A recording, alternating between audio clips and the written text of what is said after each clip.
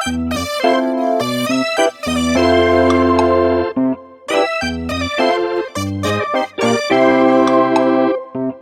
Assalamualaikum warahmatullahi wabarakatuh.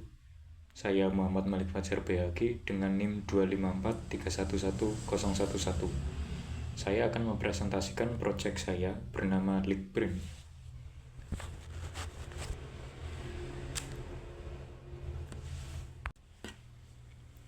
Pertama-tama untuk latar belakang. Kesadaran masyarakat akan digital hygiene masih tergolong rendah. Karena seringkali alat untuk pemantauan jejak digital atau cybersecurity biasanya dianggap terlalu teknis atau masih tidak terpusat, jadi masih tersebar. Jadi pengguna harus berpindah-pindah platform jika untuk sekedar mengecek cybersecurity, untuk mengecek untuk API cybersecurity mereka. Nah, lalu untuk vulnerabilities yang potensial, semisal ada scam dan phishing. Jadi jika suatu email bocor atau suatu password bocor, maka user akan terekspos oleh resiko terkena scam dan phishing. Semisal, jika alamat email user bocor ke suatu website yang tidak dikenal, bisa saja hacker itu menggunakan data mereka untuk mengirimkan message atau pesan-pesan penipuan yang biasanya menargetkan data sensitif seperti kata sandi atau informasi keuangan. Lalu untuk vulnerabilities yang kedua, yaitu credential stuffing. Banyak user menggunakan kombinasi email dan password yang sama persis di platform-platform yang berbeda. Jadi misal, user ini punya akun Facebook dan akun Instagram. Nah, biasanya user itu pakai passwordnya itu sama persis. Jadinya jika password dan email mereka terbobol, bisa saja akun-akun lain seperti email, lalu mungkin Discord atau Steam itu bisa terhack, bisa terbobol juga. Nah, lalu untuk tujuan Leakprint untuk menanggulangi hal tersebut, yang pertama, sentralisasi informasi.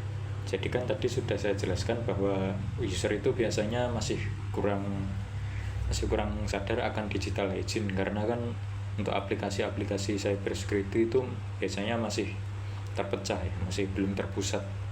Makanya adanya aplikasi Leakprint ini harapannya supaya user dapat menggunakan fitur-fitur cybersecurity yang dapat tersentralisasi, dapat terpusat.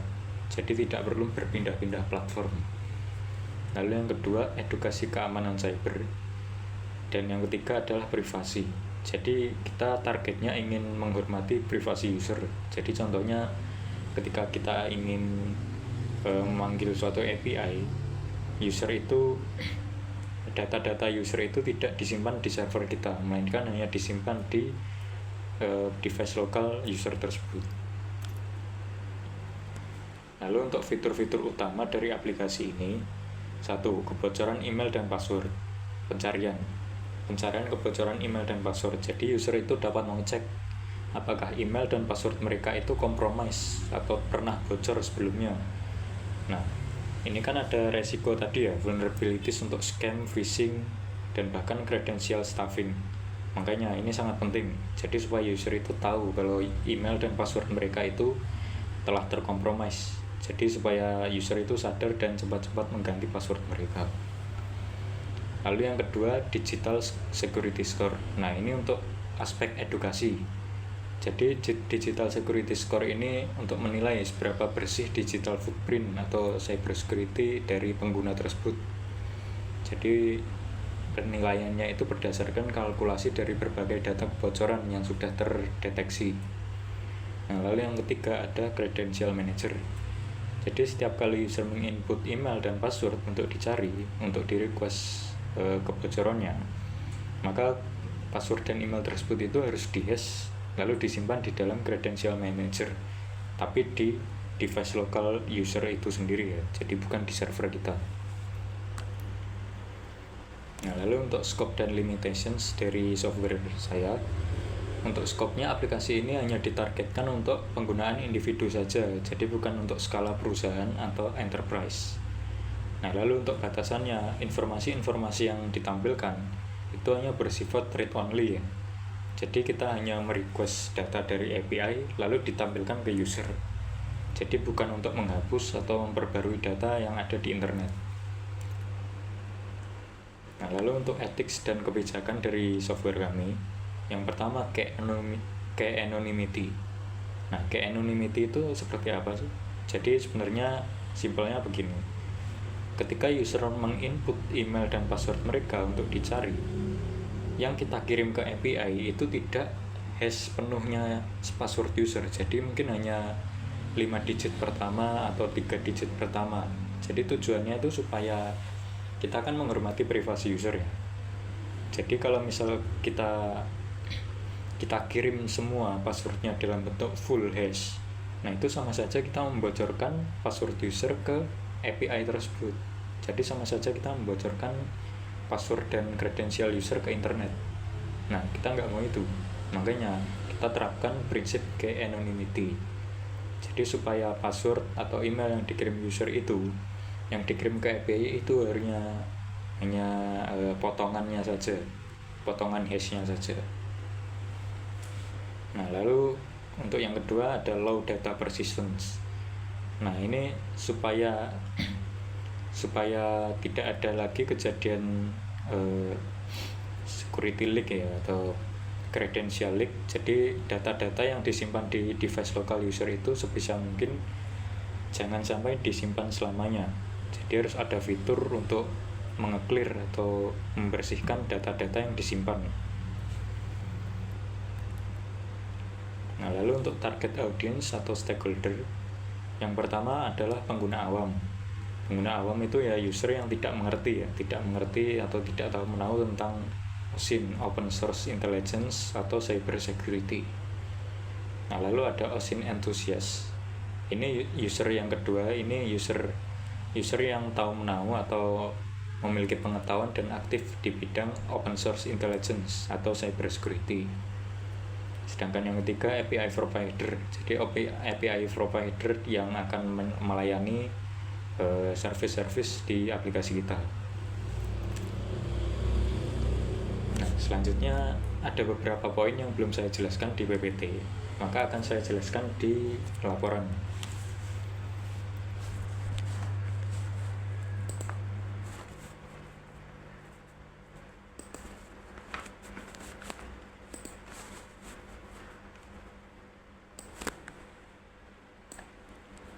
Baik, jadi ini laporan software development plan atau perancangan pengembangan perangkat lunak dari Linkprint. Jadi untuk poin yang belum saya jelaskan, contohnya seperti model dan pendekatan yang akan saya gunakan. Jadi untuk software Linkprint ini akan digunakan model incremental, pendekatan incremental. Ada beberapa alasan, salah satunya proses development ini akan menitik beratkan pada integrasi beberapa API. Jadi incremental itu dirasa lebih masuk akal karena kan untuk menambahkan fitur atau menambahkan API service akan dilakukan setiap increment atau setiap langkahnya. Nah, lalu 2, API service yang ada di Open Source Intelligence atau Cyber Security itu ada banyak ya, dan terpisah-pisah. Jadi tidak terpusat. Jadi kalau misal kita mustahil untuk merencanakan semua API yang akan kita include ke dalam aplikasi kita. Jadi kita untuk nambah API service itu ya harus satu-satu untuk integrasinya, tidak bisa langsung semuanya kita rencanakan. Makanya kita bikin model incremental, jadi supaya kita tidak perlu merencanakan seluruh API yang akan kita include ke dalam aplikasi ini. Lalu yang ketiga adalah stakeholder untuk Open Source Intelligence atau Cyber Security itu biasanya sangat sensitif kalau mengenai izin akses atau data-data yang akan dikirim ke server kita seperti diagnostik data. Nah, makanya keunggulan dari model incremental ini adalah kita tidak perlu menunggu feedback langsung dari user untuk melakukan development, langkah-langkah development yang selanjutnya. Jadi walaupun kita nggak punya data yang cukup nih untuk feedback dari user, jadi kita tetap masih bisa lanjut proses developmentnya seperti itu. Nah, lalu selanjutnya untuk fokus-fokus setiap increment. Untuk increment yang pertama itu autentikasi modul dan main dashboard. Nah, untuk autentikasi modul ini karena kita menghormati privasi user ya, jadi untuk autentikasi itu tidak seperti login ke server kita, tidak. Jadi autentikasi ini akan berfokus pada autentikasi lokal dari device user seperti PIN, autentikasi PIN atau biometrik seperti fingerprint atau face recognition ya. Jadi sama sekali tidak berhubungan dengan server. Lalu increment yang kedua akan berfokus pada desain struktur dan stack aplikasi servernya. Nah, untuk desain struktur ini kan kita menggunakan framework yang namanya Echo, yaitu framework Golang ya. Nah, tapi masalahnya framework ini tidak memiliki struktur yang opinionated, tidak memiliki struktur yang cukup lah, tidak memiliki struktur yang paten. Jadi kita harus desain strukturnya sendiri. Nah, lalu yang ketiga integrasi API dasar.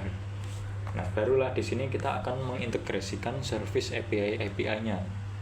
Nah, di sini mungkin kita terapkan pattern worker pool. Jadi supaya untuk memenuhi aturan rate limiting dari setiap API service. Jadi berbeda-beda ya. Nah, lalu untuk prosesnya itu juga proses asynchronous yang concurrent. Nah, untuk mengirim request ke API, kita kan berarti password dan emailnya harus di hash. Nah, untuk algoritma hashnya itu menggunakan SHA-1. Nah, sebenarnya SHA-1 ini standar ya. Jadi kalau misal kita ingin kirim ke API, biasanya API itu mintanya SHA-1, makanya kita pakainya algoritma SHA-1. Nah, lalu untuk unit testing kita di sisi server saja. Di unit testing itu kita akan gunakan library Testify untuk servernya di Golang-nya ya. Nah, lalu untuk increment keempat, local data store. Nah, jadi ini untuk fitur credential manager. Nah, local data store ini hanya data store yang akan disimpan di lokal, di device local user. Nah, karena disimpan di device local user, maka untuk DBMS kita memakai SQLite.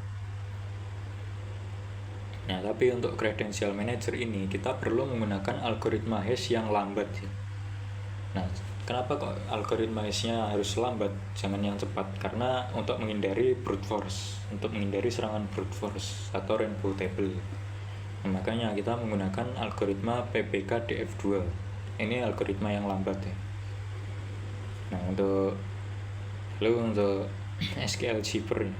Nah, ini sebenarnya udah tersedia di ekosistem.net, jadi tidak perlu khawatir untuk masalah enkripsi karena bisa dienkripsi menggunakan SQL Cipher dari ekosistem.net. Nah, lalu increment 5 digital security score. Nah, ini di aplikasi klien juga, di device user. Jadi untuk fitur interaktif untuk edukasi ya, untuk edukasi user apakah mereka digital footprint mereka itu bersih atau tidak, itu kita bisa kalkulasi dari digital security score. Nah, lalu untuk kebutuhan non fungsionalnya, untuk security, enkripsi data dan hash credential ini wajib. Jadi semua data sensitif yang akan dikirim ke server dan dikirim lewat request ke API itu harus di hash dulu. Nah, lalu untuk performance, API respon harus diproses dan ditampilkan maksimal 5 detik. Jadi tapi ini tergantung latensi jaringan dan request timeout masing-masing API ya. Nah, tadi kan ada rate limiting sama kita terapkan pattern worker pool juga. Nah, untuk privacy, aplikasi tidak menyimpan data input pengguna ke server. Jadi server itu pure hanya untuk bridging antara API service dan user. Jadi untuk credential manager itu hanya disimpan di device user, tidak disimpan di server. Lalu untuk usability, user interface-nya kita targetkan untuk sederhana saja dan mudah dipahami user. Salah satunya ya lewat digital security score tadi. Nah, lalu untuk kebutuhan domain, kebutuhan khusus.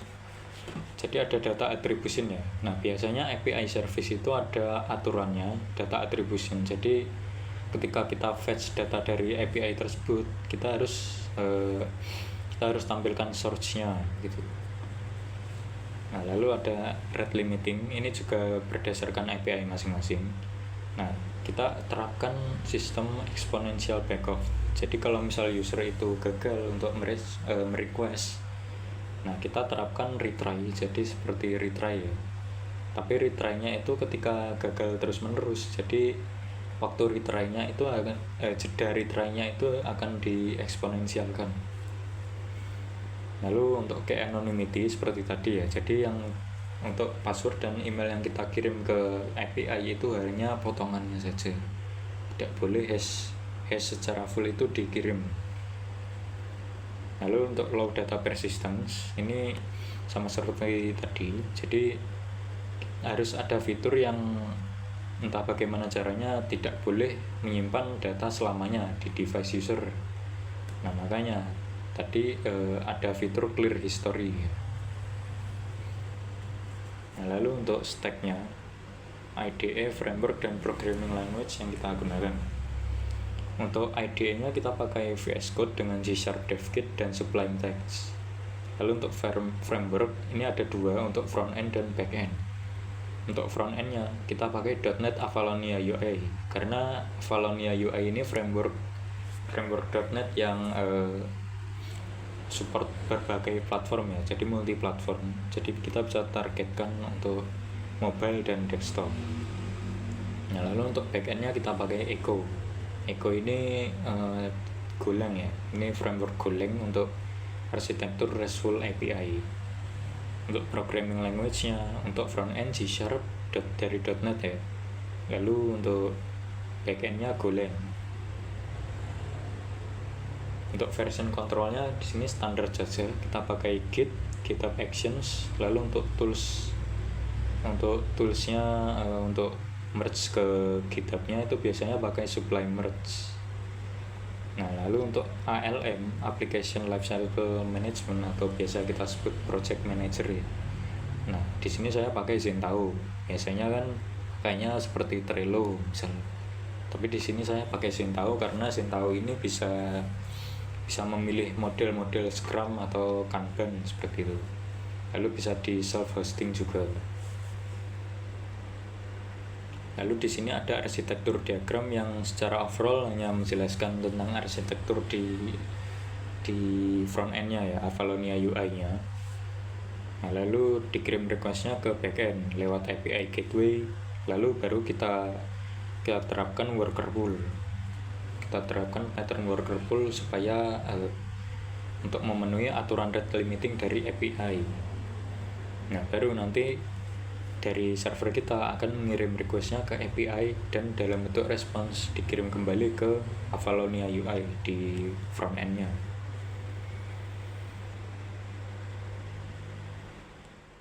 Nah lalu untuk flowchart ini sebenarnya untuk di laporan saya hanya menjelaskan tentang proses yang high level. Jadi untuk proses detail itu tidak saya jelaskan di flowchart ya, karena proses detail itu ada proses asynchronous dan concurrent, jadi flowchart itu sangat tidak cukup kalau untuk menjelaskan proses concurrent.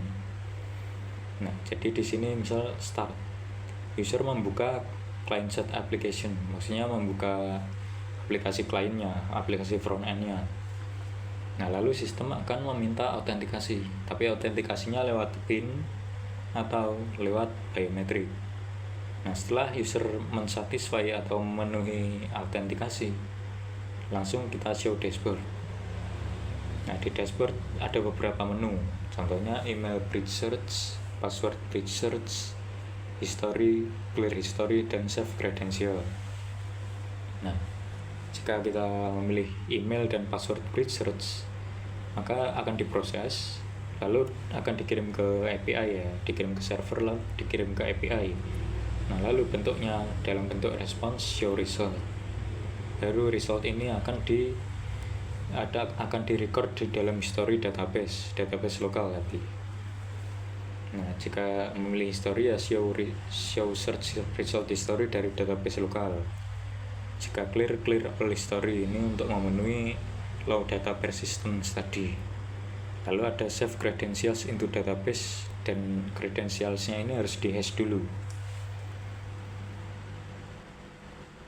Nah, untuk DFD ini hanya menjelaskan data flow-nya, data-data apa saja yang akan diproses dan melewati 3 stakeholder tadi ya, pengguna awam, OSINT entusias yang dua-duanya merupakan user, dan API provider dengan sistem utama kita yaitu Linkprint.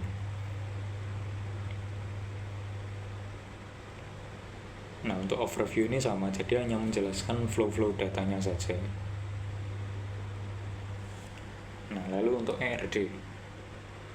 Untuk ERD ini untuk entitas kita overall ada 5 ya. Jadi untuk user ini kan tadi ada 2, tapi kita generalisasi sebagai user. Lalu ada credentials yang akan disimpan user, ada diagnostic data yang akan dikirim user ke server kita, lalu ada API provider yang bisa di request, dan ada history. Nah, untuk UML ini ada use case diagram. Untuk use case diagram di sini user kan digeneralisasi jadi user. Tapi kan sebenarnya ada dua jenis user, tapi nggak apa-apa, kita generalisasi menjadi user. Nah, untuk use case-nya ini sendiri ini kita ambil berdasarkan kebutuhan fungsional.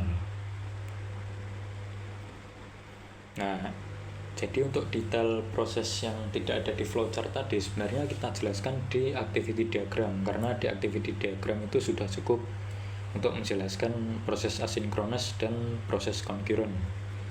Contohnya di sini, jika user memilih menu email bridge search, maka user akan input ke field emailnya. Nah, lalu ketika user klik submit button, langsung dikirim ke client side untuk di inputnya apakah sama dengan password. Jika inputnya sama dengan password, di-hash dulu. Nah, tapi kalau tidak ya langsung saja di request, karena kan kalau tidak kan berarti yang di input user itu email ya. Jadi langsung saja kita kirim ke server. Nah, kalau misal user menyetujui send diagnostic data, kita send juga ke server. Nah, barulah di server kita mulai proses asinkronus dan concurrent-nya.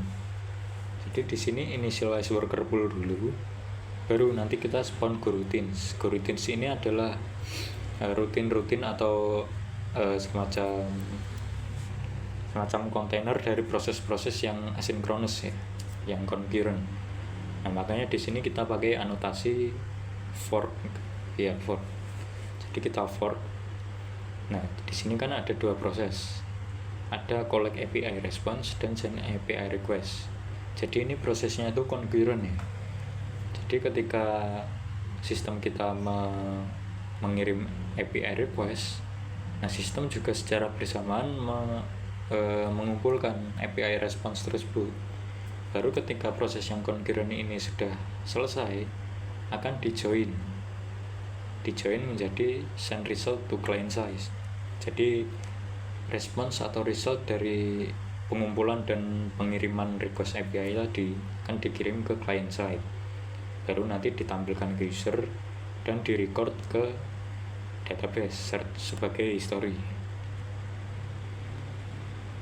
Nah, ini untuk sequence diagram overall sama ya. Jadi intinya, jadi untuk send request server side, lalu untuk boundary-nya dari client side, tapi intinya sama. Jadi untuk di sequence diagram ini intinya menjelaskan dari proses yang concurrent dan asynchronous.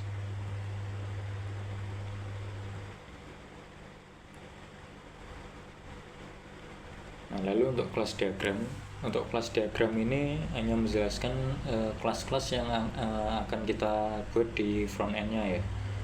Misal di sini digital score. Digital score ini akan dikalkulasikan berdasarkan result yang disimpan di history. Nah, history ini akan mengagregasi search resultnya user. Nah, lalu untuk email request dan password request ini akan digeneralisasi menjadi satu interface. Nah, jadi interface ini dia akan menggunakan e-credential untuk menyimpan kredensial tadi. Tapi di sini kredensial akan abstraksi menggunakan interface juga. Jadi supaya user itu tidak bergantung ke email atau password ya. Jadi tidak bergantung ke kelas langsung. Jadi bergantungnya ke interface, ke abstraksi. Lalu untuk low fidelity prototype kira-kira tampilannya seperti ini. Tapi ini masih untuk Android, masih untuk mobile. Jadi belum untuk desktop. Nah, lalu ada UI design yang nanti akan saya jelaskan ya. Untuk sekarang kita ke testing dulu, perencanaan testing dan integrasi. Nah, jadi untuk testing ini jenisnya ada 3 untuk perancangan kita. Jadi yang pertama itu ada unit testing untuk unit-unit kecil, jadi modul-modul kecil seperti API-nya atau fungsi-fungsi controllernya. Nah, lalu untuk integrasi testing ini untuk ngetes integrasi antara server dan front end kita. Nah, untuk sistem testing ini untuk testing semua flow. Jadi mulai dari front end mengirim request ke server dan server mengirim request ke API, lalu menerima respons dan mengirim respons tersebut kembali ke front end. Nah, untuk unit testing ini ada 3 kasus ya yang akan kita angkat. Jadi ada happy path. Happy path ini ketika input user itu valid, set path itu ketika input user tidak valid, dan edge case. Edge case ini sebenarnya ketika input user itu valid tapi memerlukan perlakuan khusus atau penanganan khusus dari sistem kami.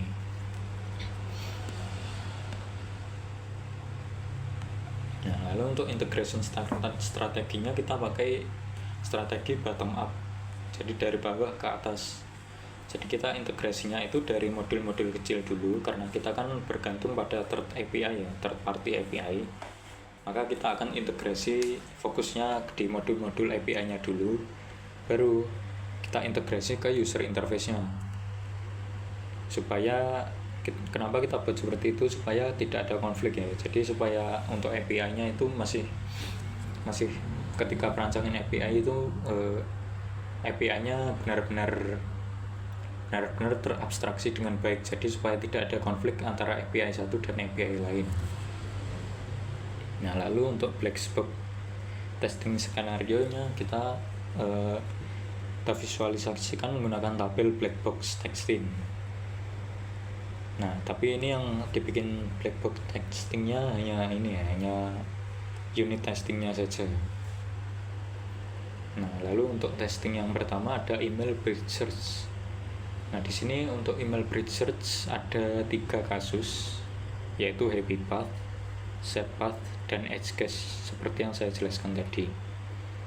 Nah, happy path ini kalau misal user menginput emailnya valid ya, misal jondo@gmail.com, maka hasil yang kita expect itu sistem menampilkan daftar platform di mana email tersebut terdeteksi bocor. Nah, untuk hasil yang aktualnya, hasil sebenarnya itu yang menampilkan email yang terdeteksi bocor itu aplikasi kliennya. Nah, ini valid, ini kasus untuk valid. Lalu untuk kasus set path atau invalid, misal user menginput email yang salah, email yang formatnya salah maksudnya, seperti jendo.gmail.com. Nah, ini kan format domain ya, bukan format email. Jadinya nanti sistem akan menampilkan warning bahwa format penulisan email tidak valid, dan actual resultnya yang menampilkan warning itu adalah aplikasi klien. Lalu request yang dibuat tadi di-abort. Nah, lalu untuk edge case, nah seperti ini misal John add, lalu ini ada huruf non Latin ya, ada huruf kanji atau huruf Arab. Jadi ini sebenarnya untuk domain seperti ini tuh valid ya, sebenarnya valid, tapi membutuhkan perlakuan khusus atau proses khusus di sistem kami untuk memproses data seperti ini. Jadi sebenarnya valid. Nah, lalu sistem untuk expected resultnya, sistem akan menampilkan email tersebut ya apa adanya. Jadi kalau misal domainnya kanji seperti ini, ya akan ditampilkan domain kanji seperti ini di aplikasi kliennya. Nah, untuk kayak anonymity ini juga kita menerapkan 3 kasus, yaitu happy path, soft path, dan edge case. Misal user menginput password seperti ini, ya ini valid ya. Kalau valid, maka sistem akan mengirimkan 5 karakter pertama dari hash password. Jadi kan kita memenuhi prinsip kayak anonymity tadi. Nah, lalu sistem akan menampilkan daftar password yang identik yang terdeteksi pernah menjadi korban security breach dan dibandingkan dengan password yang diinput user. Nah, yang untuk actual resultnya yang akan melakukan ini semua di sistem klien, di client side ya, jadi di front end-nya. Lalu untuk invalid itu kalau misal usernya menginput password yang tidak valid, jadi seperti passwordnya dikosongin terus langsung diklik submit, atau mereka cuma input spasi gitu aja, itu tidak valid. Itu tidak valid dan nanti sistem akan langsung menampilkan peringatan bahwa password tidak valid dan requestnya langsung diabort. Nah, lalu untuk edge case-nya, nah seperti ini misal user itu menginput password yang terindikasi percobaan serangan SQL injection ya, seperti ini. Nah, ini kan passwordnya sangat aneh ya. Nah, ini kan sebenarnya kalau kita lihat itu, kita teliti, sebenarnya ini tuh query database. Nah, tapi ini kan sebenarnya kalau secara teknis masih valid, kalau masih dibilang password ya, masih valid. Tapi kan perlu penanganan khusus, jadi supaya query yang ada di dalam input password ini itu tidak dieksekusi ke database kita. Nah, jadi nanti sistem kita itu harus menerapkan mungkin parameterize query, parameterize eksekusi query, atau prepared statement lah. Jadi supaya input user itu ya diperlakukan sebagai input biasa, sebagai string ya. Jadi bukan sebagai perintah SQL. Nah, nanti yang hasil yang kita ekspektasikan itu sistem akan mengabaikan percobaan SQL injection tersebut. Jadi ya password itu dikirim ke API sama persis seperti yang diinput ke user. Ya tetap kita terapkan ke anonymity juga, tapi ya tetap kita perlakukan sebagai password biasa, sebagai string biasa. Nanti actual resultnya ya aplikasi klien akan menampilkan hasil seperti biasa, walaupun mungkin kemungkinan besar tidak ada ya, karena kan password ini tidak wajar ya. Jadi mungkin ada password yang bocor, password yang seperti ini bocor, itu kemungkinan besar tidak ada. Nah, lalu untuk 3 tes terakhir ini hanya valid ya, hanya kasus valid, tidak ada kasus invalidnya, karena ini memang proses yang tidak bisa diotak-atik oleh user. Misal rate limiting. Nah, jadi kalau misal user melakukan pencarian berkali-kali atau nge-spam tombol submit berkali-kali, sistem kita di server itu akan menerapkan worker pool. Jadi kalau misal usernya nge-spam terus ternyata membuat respons API kita gagal, ya kita retry, nggak apa-apa, kita retry, tapi kita pakai jeda otomatis exponential back off. Nah, nanti aplikasi kliennya hanya menampilkan hasil pencarian yang diklik terakhir kali ya.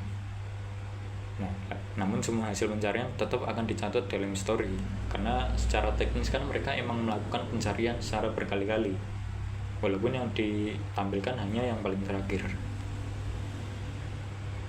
Nah, lalu untuk history, kalau misal user membuka tab history setelah melakukan beberapa pencarian, expected resultnya ya valid, menampilkan daftar pencarian yang tersimpan secara lokal dengan detail timestamp dan status kebocorannya. Actual resultnya ya langsung ditampilkan daftar pencariannya yang tersimpan secara lokal. Untuk low persistence ini kita menerapkan fitur clear history. Jadi ketika user memilih opsi clear history pada menu pengaturan, semua data hasil pencarian dan jejak interaksi pada database lokal maka akan sepenuhnya terhapus, sepenuhnya di clear. Lalu untuk actual resultnya juga sama, semua data hasil pencarian user, jejak interaksi user pada aplikasi klien akan dihapus dari database secara total. Nah, itu untuk poin-poin yang ada di laporan. Selanjutnya saya akan melakukan demo untuk aplikasi UI-nya tadi ya. Tapi demo ini hanya desain UI-nya. Nah ini.